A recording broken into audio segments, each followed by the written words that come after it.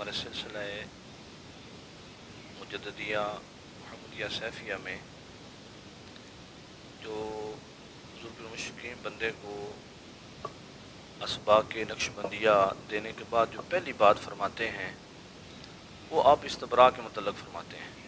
اور آپ کا اس میں اتنا زیادہ معمول ہے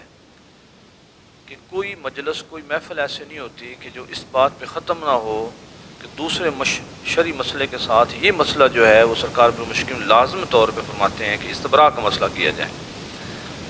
میں یہ کئی دفعہ یہ بات کرتا ہوں کہ جب میں فیصل آباد پڑھنے کے لیے گیا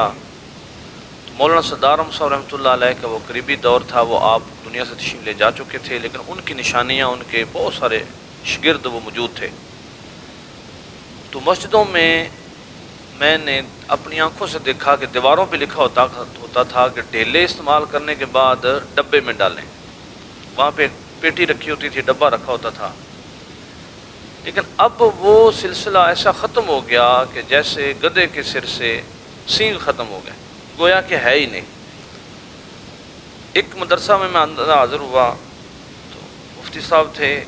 بڑے متقی نیک صالح بزرگ، وہاں پہ درس نظامی کے جو طالب علم تھے وہ غالباً 700 کے قریب تھے۔ تو ان سے میں نے عرض کیا کہ حضور آپ کے ادارے میں کوئی طالب علم استبراء کرتا ہے؟ تو وہ فرمانے لگے کہ 3 بندے کرتے ہیں، ایک میں ہوں اور 2 آپ کے مرید ہیں، اس کے علاوہ کوئی استبراء نہیں کرتا۔ جبکہ یہ استبراء جو ہے یہ نور الہدایہ شریف میں، ہدایہ شریف میں، مختلف کتابوں میں یہ اس کو علماء جو ہیں وہ واجب فرماتے ہیں، بلکہ واجب سے اولا فرماتے ہیں،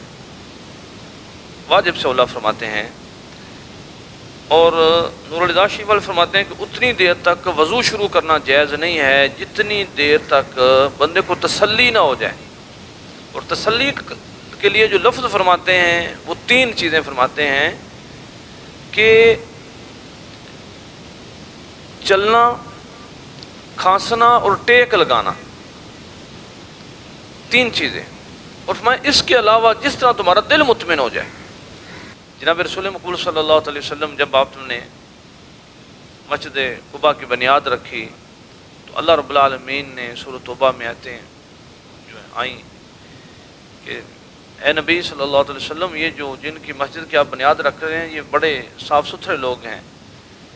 نبی صلی اللہ علیہ وسلم فرمایا کہ اے صحابہ اللہ پاک نے آپ کو بڑا ستھرا فرمایا ہے، اس کی تعریف کی ہے، تم کون سا عمل کرتے ہو؟ عرض کرنے لگے یا رسول اللہ صلی اللہ علیہ وسلم ہم پہلے ڈھیلے استعمال کرتے ہیں، اس کے بعد پانی استعمال کرتے ہیں۔ لیکن قریب دور میں ہم دیکھتے ہیں کہ یہ بالکل جو ہے سلسلہ ختم ہو گیا۔ اس دور میں 95% نمازی ایسے ہیں جو پیشاب کے قطروں کا خیال نہیں کرتے، بس وہ نماز وہ وضو کرتے ہیں، پیشاب کرتے ہیں، اس کے بعد وہ پانی ڈالتے ہیں اور جلدی سے وضو کرتے ہیں۔ شہنشاہ بغداد شیخ عبد القادر جیلانی رحمۃ اللہ علیہ آپ انہیں طالبین میں باقاعدہ فرماتے ہیں کہ مطلب یہ شرط ہے، یہ ڈھیلے استعمال کرنے سے پہلے شرط ہے کہ بندہ چلے، کہ اس کے جو کھانسے کہ اس کے وہ جو قطرے ہیں وہ خارج ہو جاتے ہیں۔ اور اس میں فرمایا کہ باقاعدہ طور پہ فرمایا کہ اگر بندہ ایسا نہیں کرتا تو وضو کے بعد اس کے قطرے خارج ہوتے ہیں، جس کی وجہ سے اس کا وضو جو ہے وہ نہ وضو رہتا ہے نہ اس کی نماز ہوتی ہے۔ جیسے ٹوٹی ہوتی ہے تو ٹوٹی کے ساتھ پیپ ہوتا ہے، جب اس ٹوٹی کو بند کر دیتے ہیں تو پیپ کے اندر قطرے رہ جاتے ہیں، جتنی دیر تک اس پیپ کو ہلایا نہ جائے، اس کو کھینچا نہ جائے، اس کو اتنی دیر تک اس کے اندر قطرے رہتے ہیں۔ اسی طرح جیسے ہم یہ اسٹرا ہوتا ہے بوتل پینے والا، تو جب ہم وہ بوتل پیتے ہیں تو بوتل پینے کے بعد وہ جو پیپ ہوتا ہے، اسٹرا ہوتا ہے، اس کو اگر ہم دیکھتے ہیں تو اس کے اندر قطرے ہوتے ہیں۔ تو جب اس کو ہم پکڑیں گے، ہلائیں گے، جھٹکا دیں گے تو پھر اس میں سے وہ قطرے خارج ہو جائیں گے۔ اسی طرح جب بندہ پیشاب کر لیتا ہے تو اس کے مثانہ سے لے کے مخرج تک یہ بھی بریک لائن ہے، بریک ناڑ ہے، بریک پیپ ہے، اس کے اندر بھی قطرے رہ جاتے ہیں، اور پیشاب کے وقت تو وہ کھل جاتی ہے اور اس کے بعد میں سکڑتی ہے، جب سکڑتی ہے بندہ چلتا ہے تو قطرے لازمی گرتے ہیں۔ تو عام لوگ اس کا احتیاط نہیں کرتے، اس کا احتیاط کرنا واجب ہے، بلکہ واجب سے اولیٰ ہے کہ جب چھوٹا پیشاب کر لیا جائے اور اس کے بعد جب پیشاب سے بندہ فارغ ہو جائے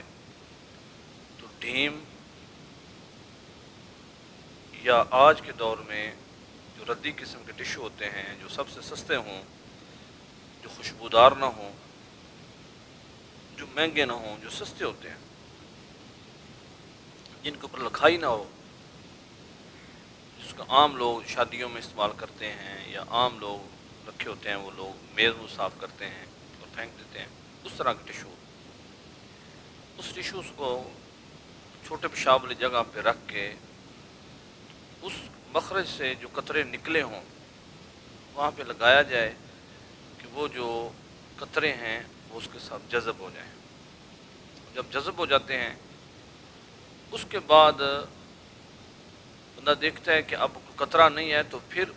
پیشاب والی مخرج والی جگہ پہ، چھوٹے پیشاب والی جگہ پہ، مخرج والی جگہ پہ اس کو رکھ کے کھڑا ہو جائے بندہ، جیسے کتابوں میں لکھا ہے کہ چلا جائے، کھانسا جائے، زور دے کے پیٹ پہ ہاتھ رکھا جائے، ٹیک کی نوید بنائی جائے،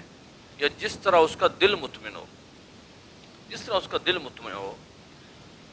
جب اس کا اطمینان قلب نصیب ہو جائے تو پھر جو ہے اس کے بعد وضو کیا جائے۔ اس میں بہت ساری حدیثوں میں یہ اس کے متعلق فرمایا گیا، جو وعید آئی، اس میں ایک چیز میں عرض کرتا ہوں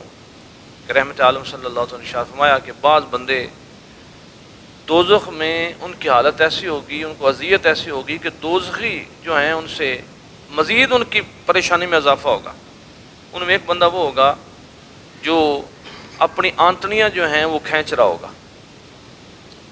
اور وہ کرا رہا ہوگا، آنتڑیاں کھینچ رہا ہوگا، اس کو آنتڑیاں جو کھینچنے کا جو منظر ہوگا اس کو دیکھ کے دوزخی مزید پریشان ہوں گے، اور پوچھا جائے گا یہ کون بندہ ہے، یہ اس کو کیا مسئلہ ہے؟ وہ کہتے ہیں یہ وہ بندہ ہے جو بندہ پیشاب کا خیال نہیں کرتا تھا کہ میرا پیشاب کدھر لگ رہا ہے، اس کو صاف نہیں کرتا تھا۔ تو پیشاب کے جو قطرے ہیں ان کا خیال کرنا یہ بہت زیادہ ضروری ہے۔ مالک کائنات ہمیں عمل کرنے کی توفیق عطا فرمائے۔